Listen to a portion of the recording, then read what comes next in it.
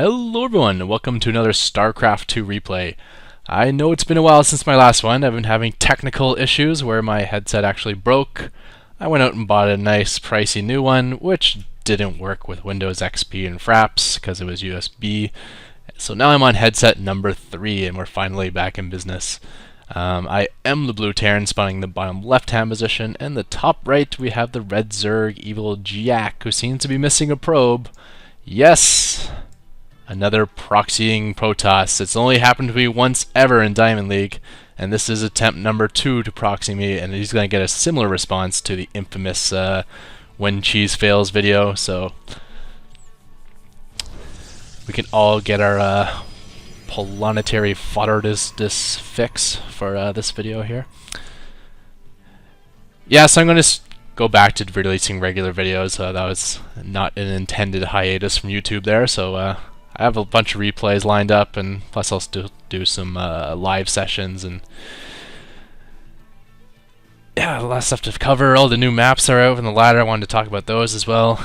So yeah, I'm gonna have a lot to cover in my next few videos. So one gateway down from Forotdds. Let's see what he goes with next. A second gateway, which is not as dangerous as the gateway forge. And now sending in a scout, which is pretty good timing. It appears to be arriving at a regular time for a scout, like right around when my supply depot finishes. But I am reaching around that number where I want to move out, so I'm sending out 2 SCVs, one to distract the probe, one to lay down my command center. And I come out, and we're getting a little bit of a battle here. However, I believe I got sight. No, not yet. And yeah, so I'm just kind of messing around. Now I go to plant it and I realize, yeah, there's proxy stuff in the way. So I do poke back in just to double check what the structure was, and once I see it's 2 gateways, I decide to wall off.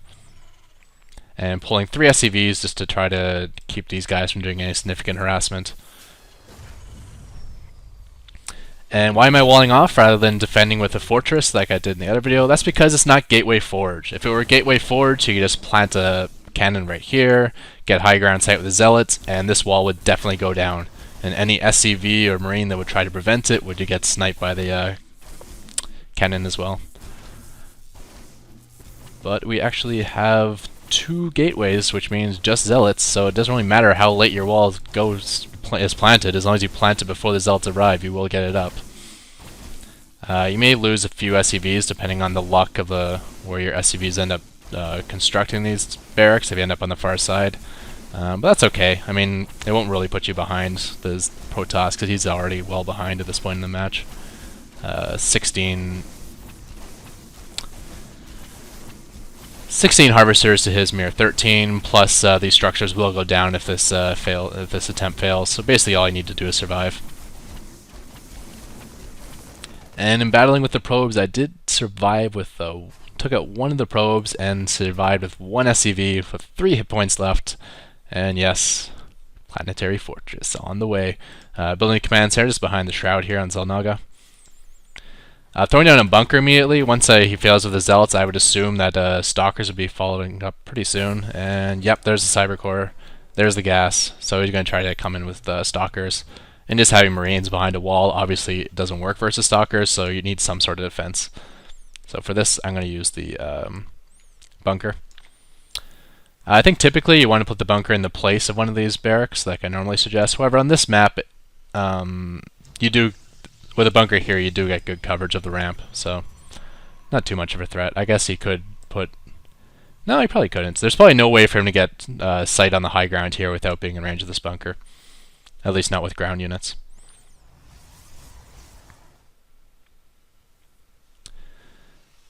So of course getting the double gas up quickly, which is what I didn't do in my last video. Last video I just kind of winged it. I didn't actually have a planned response that was a planetary fortress, so I just kind of made it up on the spot. But this time, having watched the previous video, I knew that gas was my limiting factor, so I went double gas first, then my command center, then my engineering bay.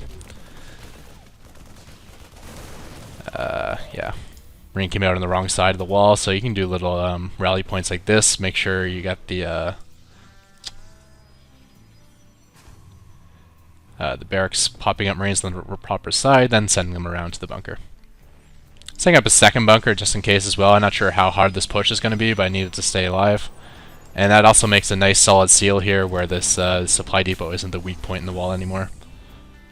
Trapped on the outside, you can actually ferry your SCV through the barracks. Whoa, we missed it there. Through the bunker, I mean. Actually, we didn't really miss much. All I did is plant it.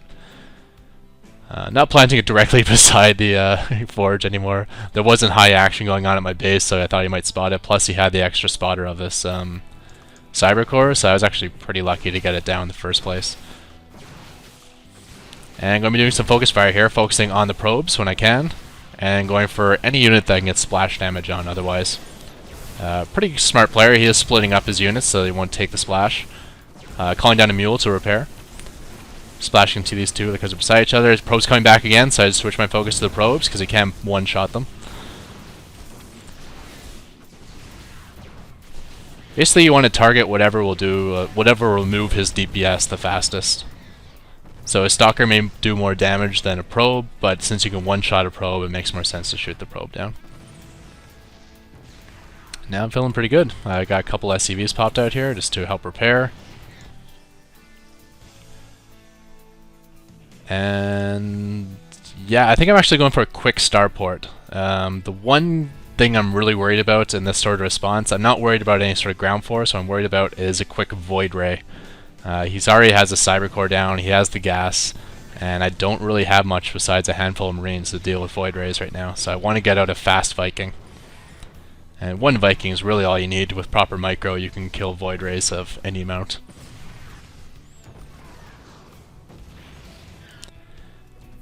But this is where he fails. Another player, I would check the match history, has only quick matches, and he does not know how to follow up beyond here. He actually threw down Twilight Counselor to get Blink, and then cancelled it, and then threw down this robotics facility, loading it up with the Warp Prism. But yeah, he's about to say goodbye to his Nexus. My CVs. Ooh, helping kill the Nexus here. And he is coming into land, but with only 3 stalkers, I'm in pretty good shape. Then I have reactor starport for the non-existent void rays now.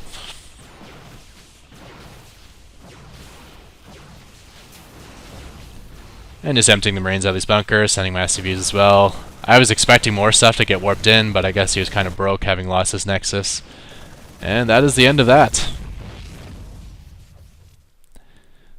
So there you have it. Another planetary fortress. No epic BM chat at the end, unfortunately.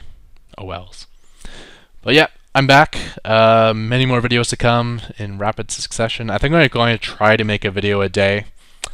I'm probably only going to release them every other day though, because I am going to Italy for a couple weeks in April, so I want to be able to have like a stockpile of videos already on YouTube that I can release while I'm gone.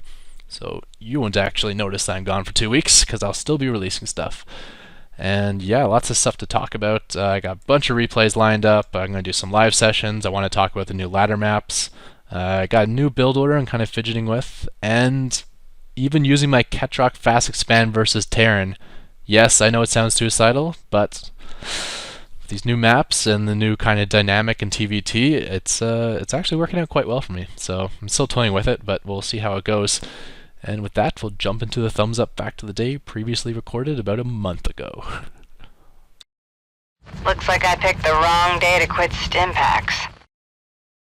Alright, for today's thumbs up fact of the day, I'm going to show you how to get a little more scouting done with a Stargate. Well, not with the Stargate, but when you see a Stargate, in that you can actually find out what unit the Stargate is producing. So you can see here, I'm just going to create a Phoenix. And you can see warping in the middle there, we actually have a Phoenix. If you zoom in, it's kind of tough to see, but it is in there. You can see the Phoenix. You can definitely see the outline of it. And it works for all these sorts of units. Like there's the Void Ray. You can definitely see it warping in there. And of course the carrier. So that can come in handy, as often there is a couple tech routes that the Forotdds can go, either with Phoenix or Void Ray, and it's nice to know which one he's actually choosing. So that is a little additional information. And while we're here, we may as well throw it in. You can actually tell when he's making a mothership as well. Notice when I click M here, there's going to be this large beacon of like light shooting at the top of the Nexus, and that is your early warning system that there is a mothership on the way. Of course, also you'll often see it chrono boosted, which is another indication that there's a mothership on the way. Not something I see often or even ever, but could happen. Yeah, so just to recap, you can look inside the Stargate to see which units are actually being warped in, and Mothership creates a beacon of light above the Nexuses being created from. And with that, we'll call out the end of this Thumbs Up Fact of the Day. Thank you, everyone, and goodbye.